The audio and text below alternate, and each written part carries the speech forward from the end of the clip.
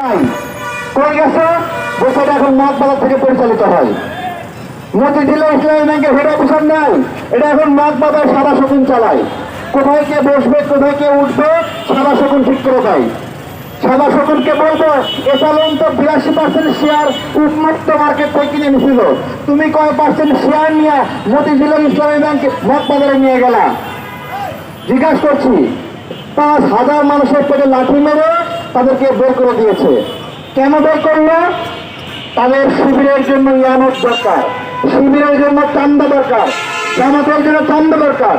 যদি জামাত শিবিরের বাইরে লোক থাকে এই ব্যাংকে তাহলে তো সেই চান্দাবাজির ভিডিও বাইরে প্রকাশ করে দেবে। এই জন্য ইসলামী ব্যাংকে এরকম করছে।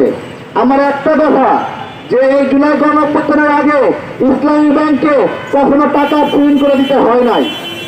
সবচেয়ে খারাপ মানুষগুলো ইসলামী ব্যাংক চালাইছে, টাকা প্রিন্ট করে দিতে হয় নাই।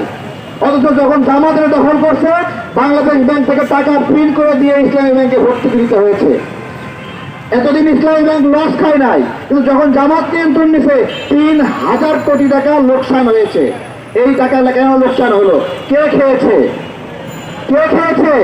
ইসলামী ব্যাংকের কর্মকর্তারা জামাতে ইসলামের নির্বাচনের গোপন মিটিং এ অংশ নিয়ে তারা পরিকল্পনা করে কিভাবে নির্বাচনে বিজয়ী হবে।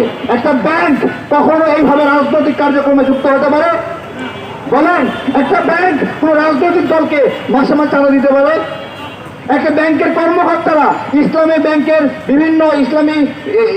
ব্যাংকের বিভিন্ন ব্রাঞ্চের কর্মকর্তাদেরকে বাধ্য করা হচ্ছে তারা জামাতে ইসলামের বিভিন্ন শাখার ফ্যান কিনে দেবে। ফকিন্নির বাচ্চা, ফ্যান কেনার ক্ষমতা নাই, ইসলামী ব্যাংকের কর্মকর্তাকে বাধ্য করিস কেন? কি ঠিক আছে, ফ্যান কিনতে পারস না, রাজনীতি বানাইতে আসছো? হ্যাঁ, ইসলামী ব্যাংকের কর্মকর্তা তোমাদের ফ্যান কিনে দেবে। তো এই সকল আমি সরকারকে বলবো, আপনারা সিদ্ধান্ত নেন এই ইসলামী ব্যাংকে ওই জঙ্গি কার্যক্রমে আপনারা সম্পৃক্ত হতে দেবেন কিনা, আপনাদের দায়িত্ব ক্ষমতা। যদি দেন তাহলে ফল ভোগ করবেন। অদ্ভুত একটা ব্যাংকের কর্মকর্তারা মিছিল মিটিং এ নামে, চিন্তা করতে পারেন? হ্যাঁ, ইসলামী ব্যাংকে 5 আগস্টের পরে অদ্ভুত ঘটনা ঘটেছে। মালিকদেরকে পরিচালকদেরকে মারপিট করে বের করে দিয়েছে। ন্যায় বিচার কি? যে সকল মালিক, যে সকল শেয়ার হোল্ডাররা শেয়ার কিনেছে তারা আবার সেটা ফেরত পাবে। জামাত গল্প সাজাইছে যে স্বৈরাচারের কাছে ইসলামী ব্যাংক ফেরত দিচ্ছে। তা স্বৈরাচারের কাছ থেকে যে ইসলামী ব্যাংক নিয়েছো কত টাকা দিয়ে কিনেছো? কত টাকা দিয়ে কিনেছো যে ইসলামী ব্যাংকের মালিকেরা যাচ্ছ? সারা বাংলাদেশে উগ্র রাজনীতি